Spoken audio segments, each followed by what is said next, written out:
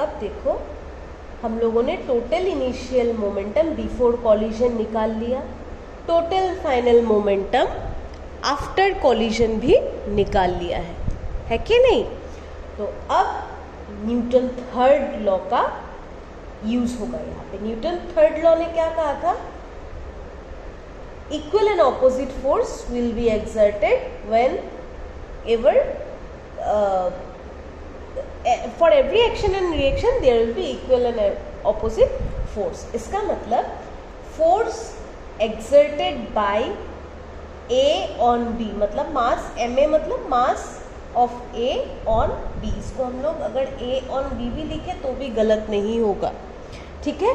Force exerted by ए, ये body A B को जो फोर्स दे रहा है, शुड, अगर ये लाइन आप लोग काट के नेक्स्ट वाले लाइन पे जाओ तो ज़्यादा आप लोगों के लिए बेहतर रहेगा। देखो क्या है ना, इस वाले में फोर्स सेम चीज़ है, बस वहाँ पे लिखने का थोड़ा सा प्रॉब्लम था तो आप लोग को कन्फ्यूजन होगा, इसीलिए मैंने फिर से यहाँ पे मैंने लिखा है force exerted by body A on body B. इसका मतलब जो फोर्स ए बॉडी बी को दे रहा है वो इक्वल होगा, किसके साथ इक्वल होगा? Force exerted by B on body A. उल्टा, एक बार ए बॉडी बी को फोर्स दे रहा है, एक बार बी बॉडी ए को फोर्स दे रहा है, पर ये दोनों ही ऑपोजिट होगा, एक दूसरे का ऑपोजिट होगा। इक्वल तो होगा पर ऑपोजिट होगा, इस वजह से यहाँ पे हमने माइनस साइन दिया हुआ है। तो अब सेकेंड लॉ से आप लोगों को फोर्स निकालना आता है, ये मैंने जस्ट आप लोग को याद दिलाने के लिए यहाँ पे लिखा है। फोर्स का फॉर्मूला क्या है? मास इनटू एक्सेलरेशन, ठीक है।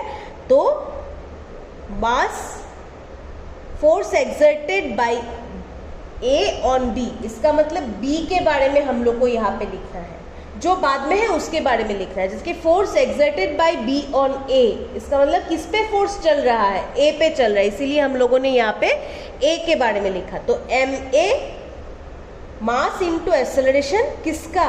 बी का। यहाँ पे मास इंटू एक्सेलरेशन किसका? ए का। क्यों?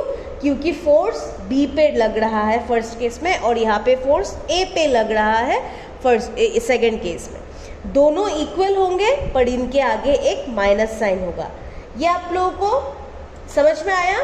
Force exerted on A, force exerted by A on B, इसके लिए हम लोगों ने बी का वाला लिखा मास इनटू एक्सेलरेशन, और force exerted by B on A, इसलिए हम लोगों ने ए का वाला लिखा मास इनटू एक्सेलरेशन। एज ये दोनों हम लोग का फोर्स का फॉर्मूला है। अब हम लोग क्या करेंगे? एक्सेलरेशन को डिफाइंड वे में लिखेंगे। यहाँ पे तो ए भी लिख दिया है, एक्सेलरेशन ए फॉर एक्सेलरेशन, और बी है आपका वो बॉडी बी, ठीक है। अब ये इसको हम लोगों को तोड़ के लिखना पड़ेगा, जो हम लोग अभी देखेंगे। ये देखो, m B into a b equals to minus M A into a a. अब हम लोग को ये तोड़ना है, तोड़ने में हम लोग को एक्सेलरेशन का फॉर्मूला क्या है? A equals to v minus u by T.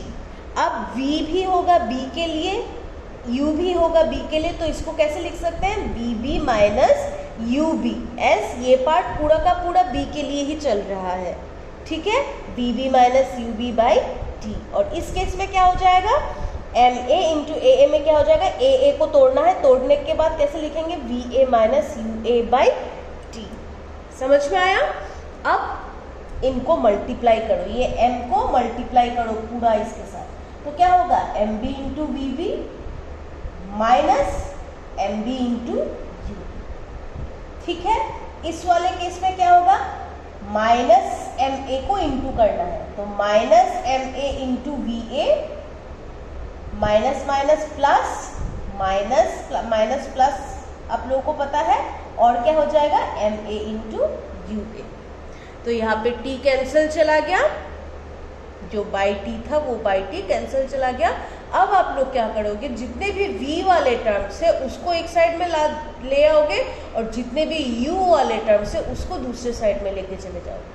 तो एम बी वी वी को मैंने इस साइड में रखा, और यहाँ से minus M A V A को इस साइड में ला लिया। उसी तरीके से एम ए यू ए को अपने साइड में रखा, और minus M B U B को इस साइड में ला लिया। और अब देखो आप लोगों को मिल गया है टोटल मोमेंटम बिफोर कॉलिजन, क्योंकि MAUA प्लस MBUB हमारा पहले में हम लोगों ने निकाला था पहले वाले वीडियो में टोटल मोमेंटम बिफोर कॉलिजन, और ये वाला क्या है MBVB प्लस MAVA, ये वाला होता है total momentum after collision. And this hence the law of conservation of momentum is proved. ठीक है।